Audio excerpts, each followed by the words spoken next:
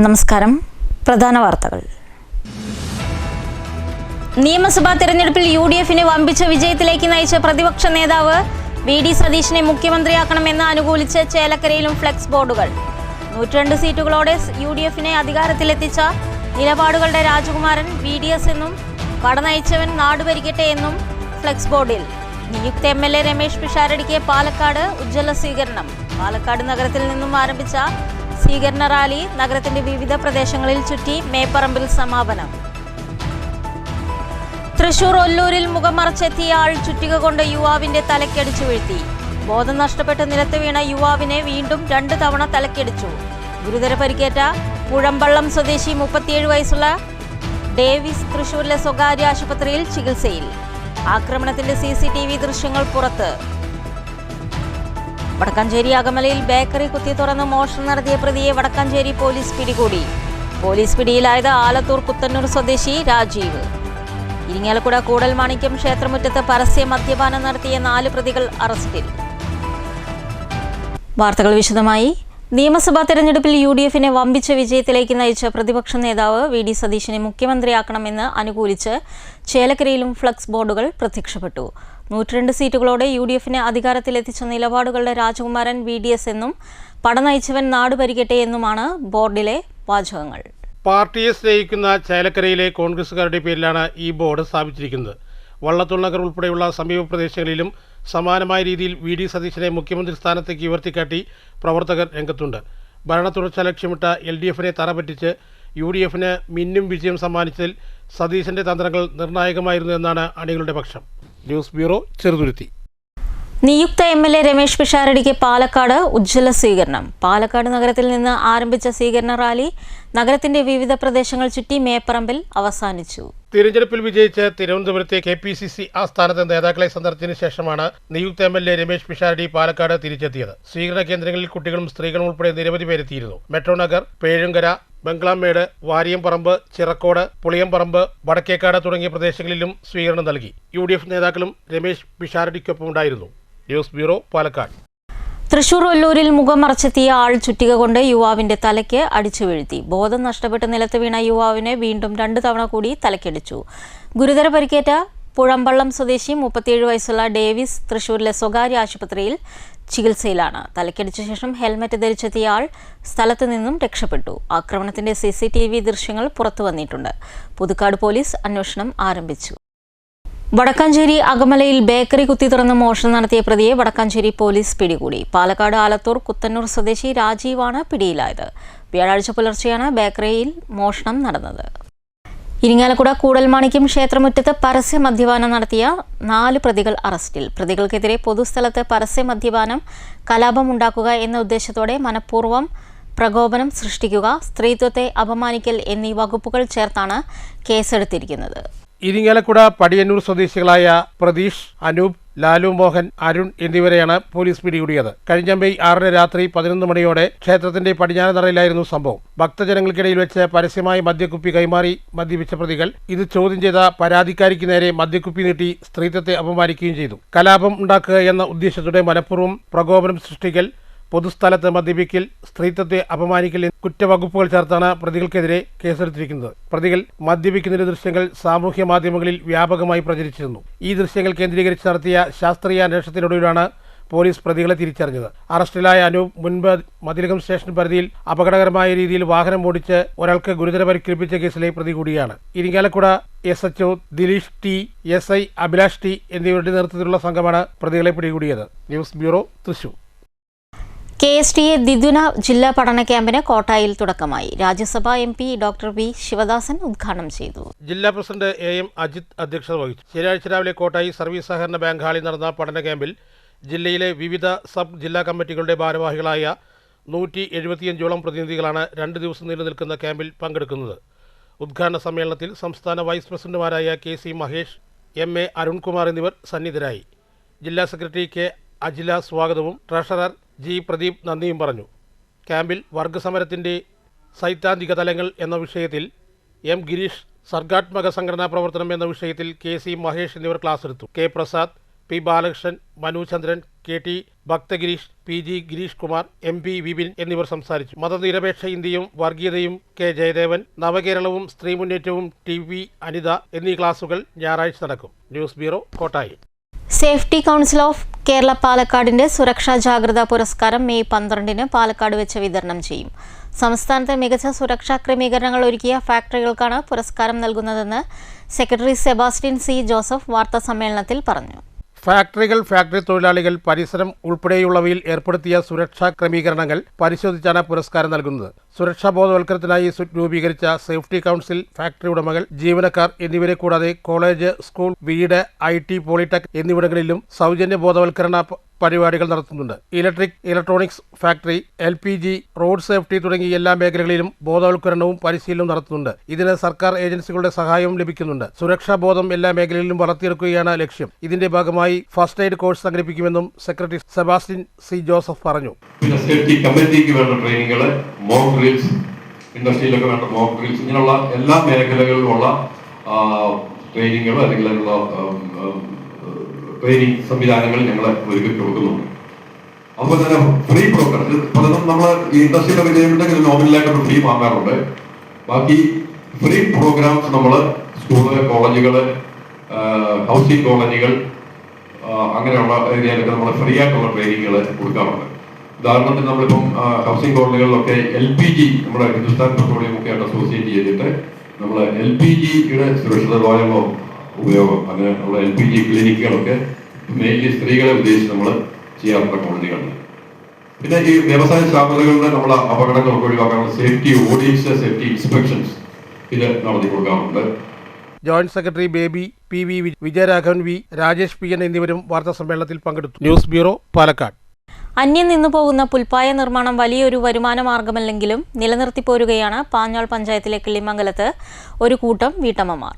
എന്നാൽ കേരള കലാമണ്ഡലത്തിന്റെ പുതുതായി രൂപപ്പെടുത്തിയ ടൂറിസം പദ്ധതിയിൽ പുൽപ്പായ നെയ്ത്ത് കേന്ദ്രത്തെ കൂടി ഉൾപ്പെടുത്തിയതിൽ ഏറെ സന്തോഷത്തിലാണ് ഈ വീട്ടമ്മമാർ.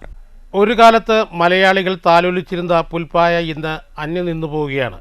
പാഞ്ഞാൾ ഗ്രാമപഞ്ചായത്തിലെ കിള്ളിമംഗലത്ത് വലിയൊരു ജീവിതമാർഗമല്ലെങ്കിലും പുല്ലായ നെയ്ത്ത് കേന്ദ്രത്തെ കരുതലോടെ കാക്കുകയാണ് ഒരു കൂട്ടം വീട്ടമ്മമാർ. കലാമണ്ഡലത്തിൻ്റെ ഭൂപടത്തിൽ ഈ പുല്ലായ നെയ്ത്ത് കേന്ദ്രത്തെ കൂടി ഉൾപ്പെടുത്തിയത് വളരെ വലിയ സന്തോഷത്തിലാണ് ഇവർ. വിദേശികളെ ഏറെ ആകർഷിക്കുന്ന തരത്തിൽ പുല്ലായിൽ വിരിയുന്ന വർണ്ണചിത്രങ്ങൾ വില നൽകി വാങ്ങാൻ വിദേശികൾ എത്തുമെന്ന പ്രതീക്ഷയും ഇവർക്കുണ്ട്.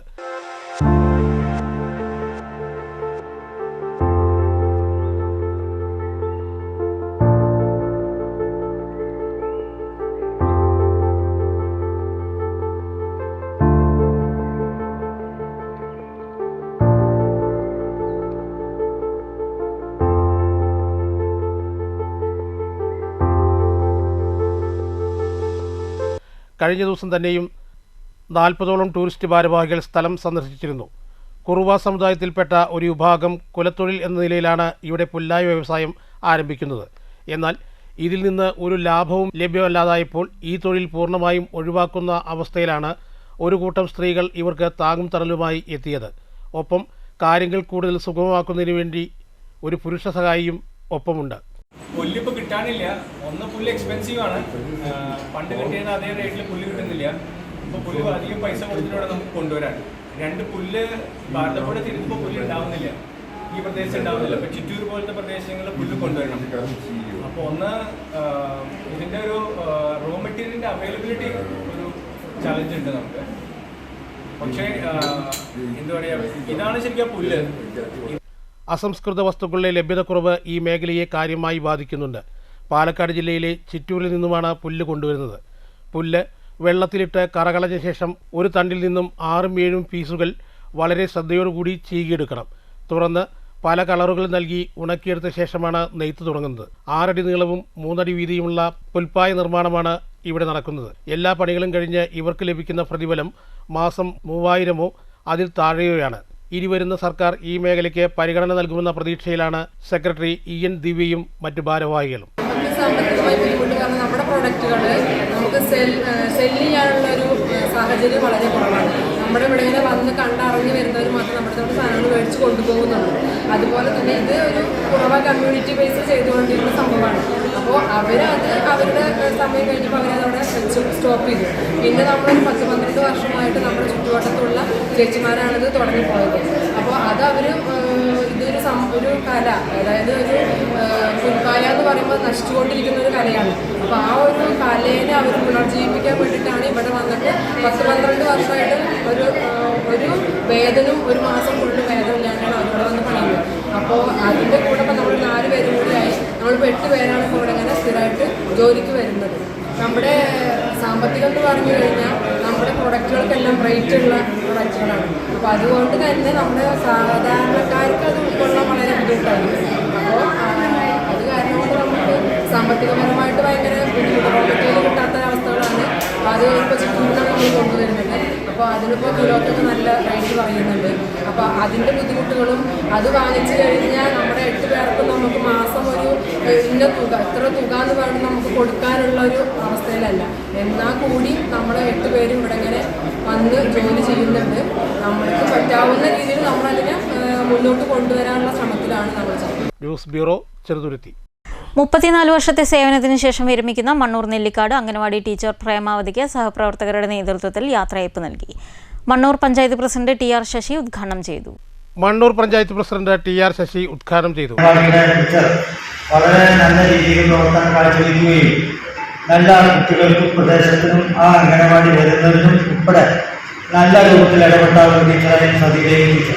അതുകൊണ്ടാണ് ഈ പരിപാടി തുടങ്ങുന്നതിന് മുമ്പ് ഒരു മിനിറ്റ് അനുസ്മരണം ആ ടീച്ചറുടെ പേരിൽ നമ്മൾ നടത്തി എന്ന് പറയുമ്പോൾ, അതോടൊപ്പം തന്നെ ഇന്ന് നമ്മൾ ഇവിടെ യാത്രയയപ്പ് എന്ന് പറയുന്നത് പ്രേമാവതി ടീച്ചർ എന്ന് പറയുന്ന നെല്ലിക്കാട് സെന്ററിലെ ടീച്ചറുടെ യാത്രയയപ്പാണ്. പ്രേമാവതി ടീച്ചർക്ക് പഞ്ചായത്ത് പ്രസിഡന്റ് TR ശശിയും സഹപ്രവർത്തകരും ഉപഹാരങ്ങളും സ്വർണ്ണമോതിരവും സമ്മാനിച്ചു. പഞ്ചായത്ത് അംഗം വിശ്വം അധ്യക്ഷത വഹിച്ചു.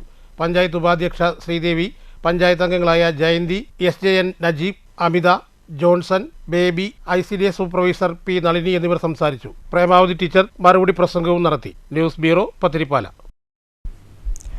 പേരൂർ കൈപ്പയിൽ കുറുമ്പ ഭഗവതി ക്ഷേത്രം താലപ്പൊലി വിവിധ പരിപാടികളോടെ ആഘോഷിച്ചു. വൈകിട്ടുണ്ടായ കനത്ത മഴ കച്ചവടക്കാരെയും ജനങ്ങളെയും ഏറെ വലച്ചു.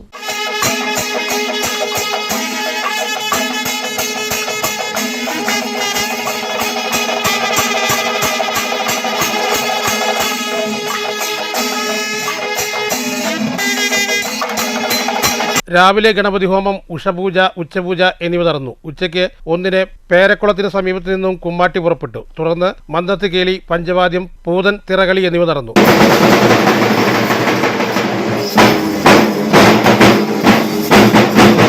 വൈകിട്ട് 4-ന് ഗജവീരന്മാരുടെയും പഞ്ചവാദ്യത്തിന്റെയും അകമ്പടിയോടെ വേല പുറപ്പെട്ടു. തുടർന്ന് ക്ഷേത്രസന്നിധിയിൽ പഞ്ചവാദ്യം എഴുന്നള്ളിപ്പ്, വൈകിട്ട് പാണ്ടിമേളവും ഉണ്ടായി. ശനിയാഴ്ച പുലർച്ചെ പാണ്ടിമേളത്തോടെ താലപ്പൊലിക്ക് സമാപനമായി. News bureau, Pathirippala. ജോലിക്കിടെ കാട്ടാന ആക്രമണത്തിൽ കൊല്ലപ്പെട്ട മാതൃഭൂമി ന്യൂസ് ക്യാമറാമാൻ MV മുകേഷിനെ പാലക്കാട് പ്രസ് ക്ലബ്ബ് അനുസ്മരിച്ചു. ചടങ്ങിൽ പ്രസ് ക്ലബ്ബ് ഏർപ്പെടുത്തിയ MV മുകേഷ് സ്മാരക പുരസ്കാരം ഏഷ്യാനെറ്റ് ന്യൂസ് തിരുവനന്തപുരം ബ്യൂറോയിലെ ക്യാമറാമാൻ AS അക്ഷയ്ക്ക് സമ്മാനിച്ചു. ഒരു മാധ്യമപ്രവർത്തകൻ എന്നതിലപ്പുറമായി ഇവിടെ പറഞ്ഞ അനുഭവങ്ങൾ കഴിഞ്ഞ വർഷം ഞാൻ കേട്ടതാണ്. ആ മേഖലയൊന്നും എനിക്കറിയില്ലായിരുന്നു. നമ്മുടെ ആളുകൾ പറയുമ്പോൾ, മുകേഷ് സുഹൃത്തുക്കൾ പറയുമ്പോഴാണ് അങ്ങനത്തെ ഒരു ലോകം കൂടി, സഹായത്തിൻ്റെ, സഹാനുഭൂതിയുടെ, കാരുണ്യത്തിൻ്റെ ഒരു ആൾരൂപമായിരുന്നു മുകേഷ് എന്നുള്ള കാര്യം കൂടി അറിയുന്നു. അതുപോലെ പുസ്തകം എഴുതി, നല്ല നല്ല വീഡിയോസ് ചെയ്തു. ജേർണലിസ്റ്റ് എന്നതിലപ്പുറമായിട്ടുള്ള ഒരു മനുഷ്യൻ, സാധാരണ മാധ്യമപ്രവർത്തനം അപ്പുറത്തുകൂടി വിരാജിച്ച തൻ്റെ ജീവിതം അതിനുകൂടി സമ്മാനിച്ച ഒരു ജേർണലിസ്റ്റ്, ഒരു മനുഷ്യ സ്നേഹിയായിരുന്നു മുകേഷ്.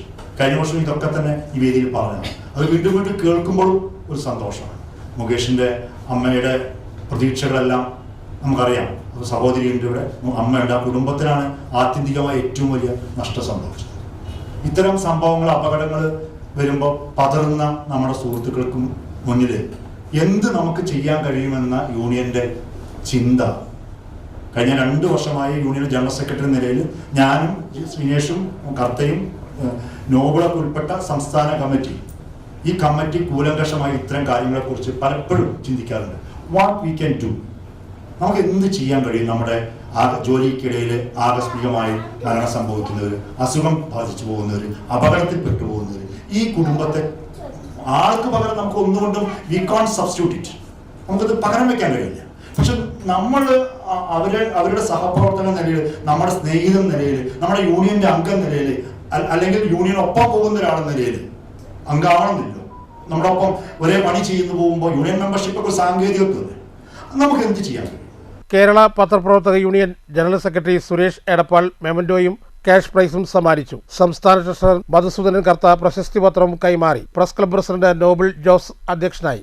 വി ഹരിഗോവിന്ദൻ അനുസ്മരണ പ്രഭാഷണം നടത്തി. Press club secretary M Sreenesh, treasurer TS. Muhammad Ali, award ജേതാവ് എ.എസ്. അക്ഷയ് എന്നിവർ സംസാരിച്ചു. മുകേഷിന്റെ അമ്മ ദേവി, സഹോദരി ഹരിത എന്നിവർ പങ്കെടുത്തു.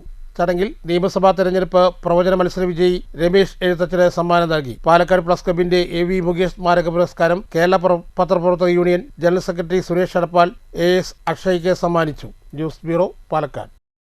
ചരമം. കോട്ടായി വറോഡ് വിശ്വകർമ്മ നഗർ താഴത്തെ വീട്ടിൽ രമേഷ് ബാബു, പ്രിയ ദമ്പതികളുടെ മകൻ ആദിത്യൻ നിര്യാതനായി. 22 വയസ്സായിരുന്നു. സഹോദരങ്ങൾ ആര്യ, ആർദ്ര. മാറ്റുലി. മുഖ്യമന്ത്രി കസേര പ്രവർത്തകർ പരസ്യപ്രചരണം നടത്തുമ്പോൾ KPCC നടപടി എന്ന പദത്തിൽ ഇടയ്ക്കിടയ്ക്ക് പ്രസ്താവിക്കുന്നുണ്ട്. KPCC നടപടിയും എടുക്കുന്നില്ല. പ്രവർത്തകർ പരസ്യപ്രചരണങ്ങളും നിർത്തുന്നില്ല. താങ്കൾ എങ്ങനെ വിലയിരുത്തുന്നു 10 വർഷത്തിന് ശേഷം അധികാരത്തിൽ വന്ന കോൺഗ്രസിനെ? മാറ്റുലിക്ക് ലഭിച്ച പ്രതികരണങ്ങളിലേക്ക്.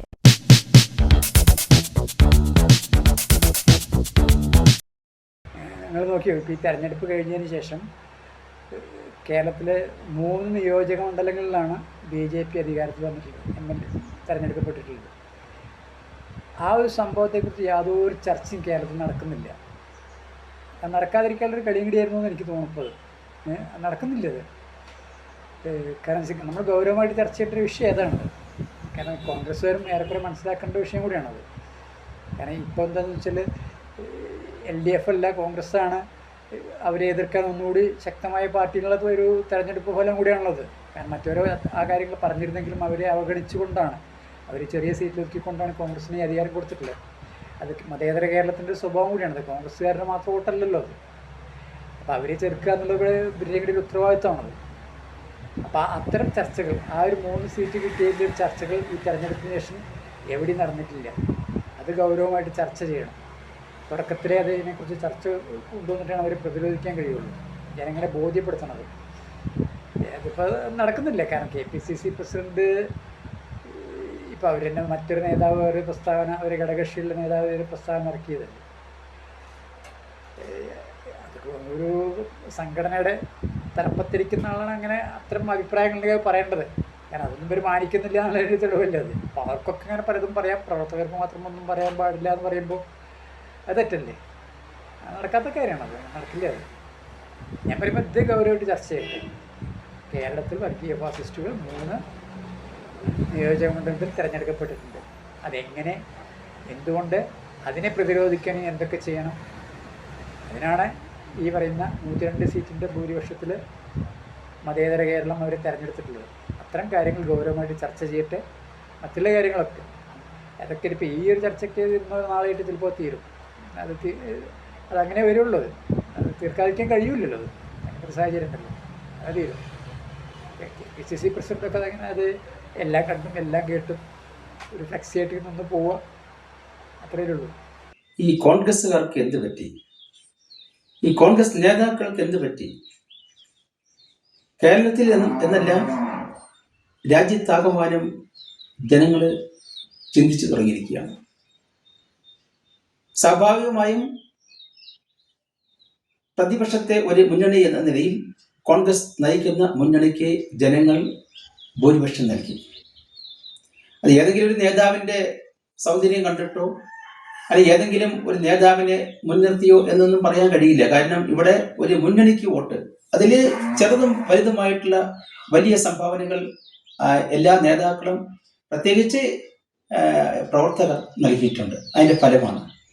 പക്ഷേ ഇവിടെ ഇത്ര വലിയ ഭൂരിപക്ഷം നമ്മുടെ പ്രതിപക്ഷ പാർട്ടിയിലെ നേതാക്കൾ വരെ പ്രതീക്ഷിക്കാത്ത രീതിയിൽ വലിയൊരു ഭൂരിപക്ഷം ജനങ്ങൾ നൽകിയിട്ടും എത്രയും പെട്ടെന്ന് മന്ത്രിസഭ രൂപീകരിച്ച് മികച്ച ഭരണം ജനങ്ങൾക്ക് നൽകുക എന്നതിൽ നിന്നും, ആ ഉത്തരവാദിത്തത്തിൽ നിന്നും മാറി നിന്നുകൊണ്ട് ഒരു മുഖ്യമന്ത്രിക്ക് വേണ്ടിയിട്ടുള്ള കസേര കളി തകിടം പാർട്ടിയുടെ താല്പര്യങ്ങളെ തകിടം മറിച്ചുകൊണ്ട് ഇവിടെ തകർപ്പനായിട്ട് മുന്നേറിക്കൊണ്ടിരിക്കുകയാണ്.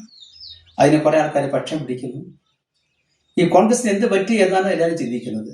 സ്വാഭാവികമായും ഈ അച്ചടക്കമില്ല, തെരുവിലേക്ക് യുദ്ധം വ്യാപിക്കുകയാണ്.